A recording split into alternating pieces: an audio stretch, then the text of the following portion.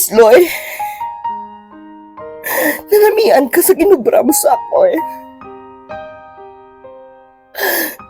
Ay, abot na lang Isloy nga kasakitan na ginhatag mo sa ako eh.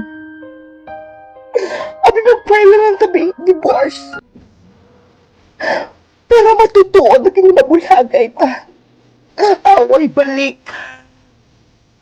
Ano ni man, bulagay balik naman. Mano ko. Abi sabda ko Isloy. Pinangaki, pero mga pinangaki. Siyempre, kami nga mga laki. Pero may mga masala. Ang mga pero may sakto. Bakit ka ni kabalo ko nag-ano ko? Malimpi sobra. Kapoy kuya. Nagkibrang tao ang balon mo ng babae. Wala na kayo nangyayos. Huwag mo malanikan mo. Bulagay na lang ta. Ay total. Kami ang malaki. Kami mga masala. Paano ba po? Wala ka kaya pagbago. Wala kaya kasulod sa ulo mo. Ginubra ko man ang tanan.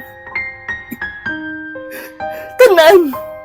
Halos na gusto mo ginubra ko para lang malipay ka tapos makita ka pa iba. Diyos ko.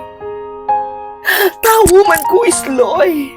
Kakasakitan man ko, you know. Ano pang ubrahon ko? Ha? Para hindi ka naman babae eh. Ikaw ka pangalipay to. Ginuminom ka sa mga friend mong with girl. Tapos ako, di ka panahimo sa balay ka pang laba. Mapuli ka lang, di akong gusto mo. Sana mo pa na ma-realize? Kung wala na ko, kung nakita na ko iban, ano gusto mo? Wala na sa mas malabaw si mo nga mga Pinoy. Gusto ko apam.